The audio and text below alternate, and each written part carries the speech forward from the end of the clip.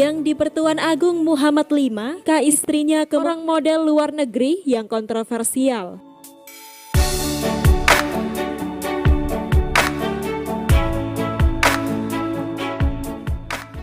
Hai guys, jumpa lagi. Kali ini kita akan membahas kehidupan salah satu sultan di Malaysia. Sebelumnya kita telah membicarakan kenapa Malaysia gagal membentuk satu bangsa dan satu bahasa. Hal ini berkaitan dengan situasi ketika Malaysia diberi kemerdekaan oleh Inggris. Pada saat itu sebetulnya kondisi kaum Melayu amat lemah dan tidak ada pemimpin hebat yang sanggup menyatukan kaum Melayu. Adapun keberadaan sultan-sultan juga menjadi faktor kenapa Malaysia sulit meniru Indonesia yang berhasil mendirikan republik. Berbeda dengan sultan di Indonesia, sultan-sultan di Malaysia cenderung pro penjajah. Hal ini yang menjelaskan pula kenapa perjuangan kemerdekaan di Malaya gagal total. Para pejuang kemerdekaan malah dituduh komunis. Nah, berikut ini ada contoh kehidupan Sultan Kelantan.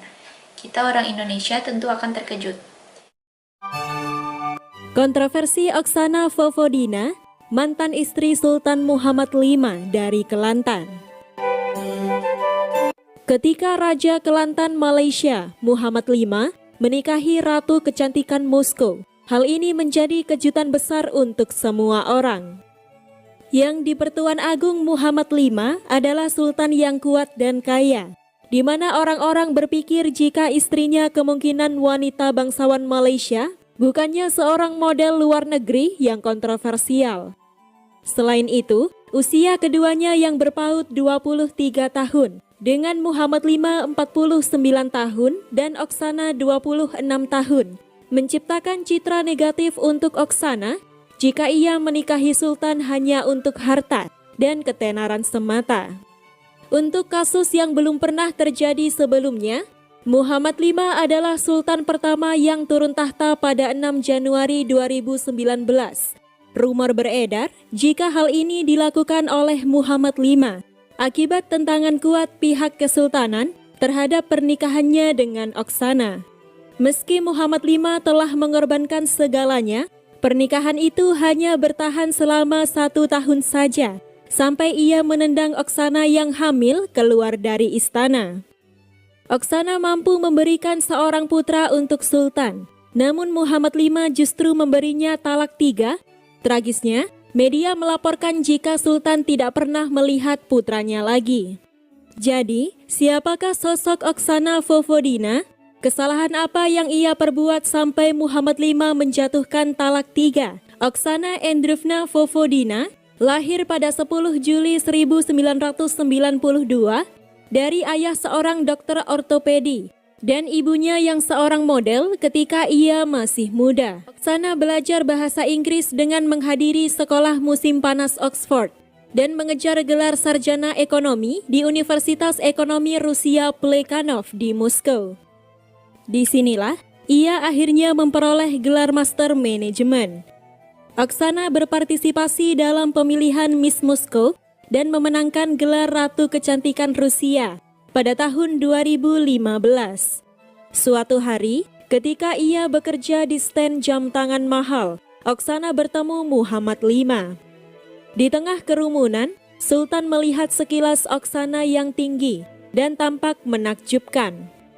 Mereka terlibat dalam perbincangan, di mana Oksana bahkan bercanda dengan mengatakan jika ia adalah Ratu Moskow. Namun, ketika pria itu naik ke panggung untuk berpidato, Oksana tahu jika Muhammad V adalah sultan sesungguhnya. Sultan sebenarnya sudah memiliki 2 pernikahan sebelumnya, tetapi belum dikaruniai keturunan. Istri pertamanya adalah seorang wanita bangsawan Patani keturunan Thailand Malaysia, yaitu Tengku Zubaidah binti Nuruddin. Tetapi, ia dinikahi Muhammad V hanya selama 4 tahun saja. Istri keduanya, Sultanah Nurdiana Petra Abdullah, yang bernama asli Yana Yakubkova, merupakan gadis yang lahir di Republik Ceko. Pada penghujung tahun, Muhammad V mengaku sakit, serta mengambil cuti sakit selama 3 bulan. Ketika orang-orang berdoa untuk kesembuhannya, tersiar kabar jika Sultan telah menikah di Rusia. Pernikahan keduanya berlanjut dirayakan di Malaysia dengan pesta yang sangat mewah. Oksana telah masuk Islam dan merubah namanya menjadi Rihanna Oksana Petra, nama keluarga Muhammad V. 8 Januari 2019, Muhammad V tiba-tiba mengumumkan jika ia ingin turun tahta dan keputusannya ini tentu mengejutkan semua orang. Muhammad V baru naik tahta pada 2016 dan menurut aturan turun-temurun Melayu, ia harus turun tahta 5 tahun kemudian pada 2021. Ada banyak diskusi di seluruh dunia tentang ini dan banyak orang berpikir bahwa ia melakukannya untuk melindungi istri asing. Sebentar ya guys, ada baiknya kita mempelajari peran sultan-sultan di Malaysia. Di semenanjung Malaysia ada 9 sultan. Kekuasaan mereka antara lain menjadi ketua agama Islam di negeri masing-masing. Adapun di negeri yang tidak ada sultannya, urusan agama Islam ini dipegang oleh yang di Pertuan Agung. Nah, yang di Pertuan Agung tersebut dipilih dari 9 sultan itu secara bergiliran setiap 5 tahun. Kekuasaan yang di Pertuan Agung lumayan besar. Kalau di Indonesia, kekuasaannya mirip dengan presiden sebagai kepala negara. Adapun pemerintahannya kalau di Indonesia dirangkap oleh presiden. Tapi kalau di Malaysia, kekuasaan pemerintahan itu dipegang oleh Perdana Menteri. Sebagai kepala negara, yang di Pertuan Agung memiliki kekuasaan di bidang eksekutif, legislatif, kehakiman, juga angkatan bersenjata. Jadi mirip fungsi presiden sebagai kepala negara kalau di Indonesia. Yuk kita lanjut lagi ya. Tidak butuh waktu lama bagi Oksana untuk melaporkan jika ia hamil, dan orang-orang menjadi lebih yakin dengan gagasan ini. Namun, takdir tidak menjadi lebih mudah untuk Oksana, di mana Sultan akhirnya mengetahui rahasia masa lalunya. Ia selalu berpura-pura berasal dari masyarakat kelas atas, tetapi di masa mudanya, Oksana ternyata memiliki gaya hidup yang kurang baik. Sebagai siswa, ia pergi ke pesta dan berkencan dengan pria. Oksana juga mengambil bagian dalam liburan reality show di Meksiko, di mana ia menggoda pria di salah satu episode dan bercinta dengan pria lain di kolam renang. Parahnya, semua ini difilmkan dan ditampilkan di televisi.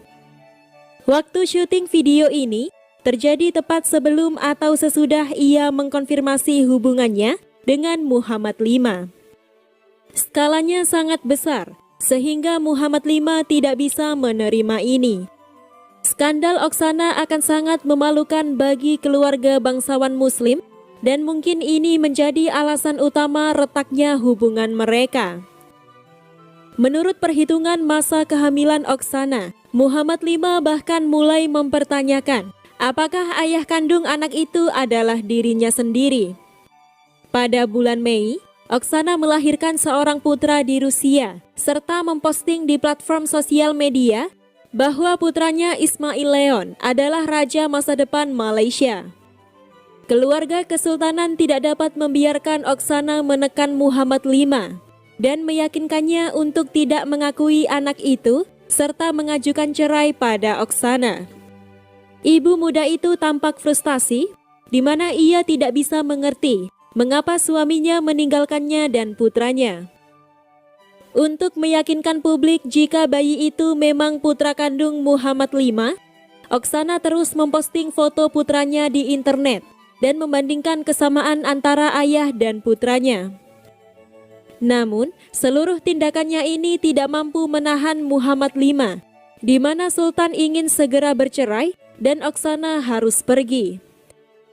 22 Juni 2019, keduanya menjalani prosedur perceraian di Singapura dan memperoleh persetujuan dari Pengadilan Islam pada 1 Juli, di mana Muhammad V memberi Oksana talak. Hanya 7 bulan setelah pernikahannya, dan Oksana tidak bisa menerima fakta jika ia telah diceraikan.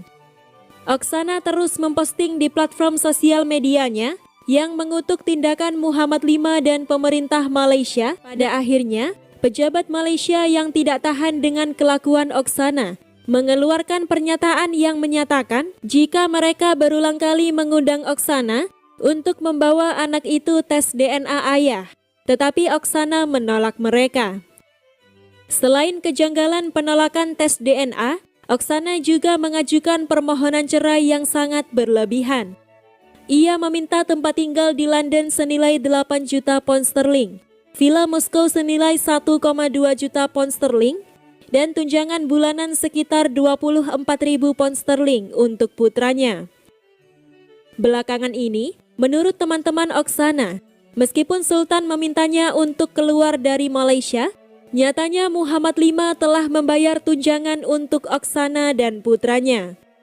Sejauh ini, alasan spesifik perceraian antara keduanya tidak diketahui, meski rumor perzinahan Oksana adalah alasan terkuat.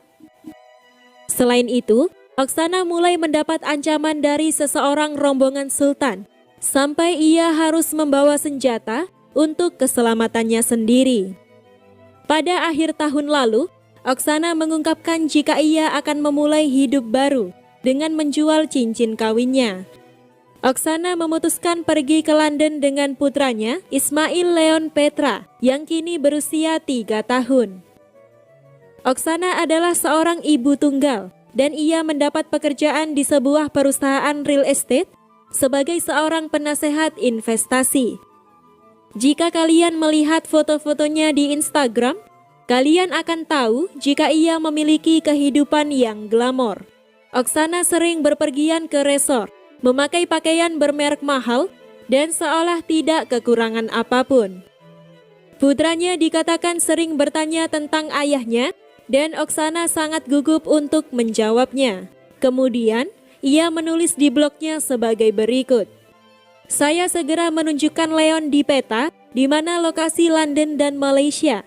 Seraya mengatakan jika ayahnya tinggal jauh di sana, sehingga ia tidak bisa datang. Saya pikir, sangat menyedihkan ketika seorang ayah tidak ingin melihat anaknya. Cerita ini instruktif untuk semua gadis, karena bahkan jika Anda adalah istri seorang raja, dalam satu kejap Anda bisa kehilangan segalanya. Karenanya, sangat penting untuk memiliki pendidikan dan pekerjaan, karena kita hanya mengandalkan diri sendiri. Begitulah guys kisah Sultan Kelantan dan istrinya. Bagi orang Indonesia, hal itu tentu amat menarik, bahkan sangat mengagetkan, karena orang Indonesia sudah lama meninggalkan feodalisme. Tapi sebagian besar kaum Melayu Malaysia rupanya masih bangga terhadap sultan-sultan mereka. Terima kasih sudah menonton sajian kami, sampai jumpa lagi.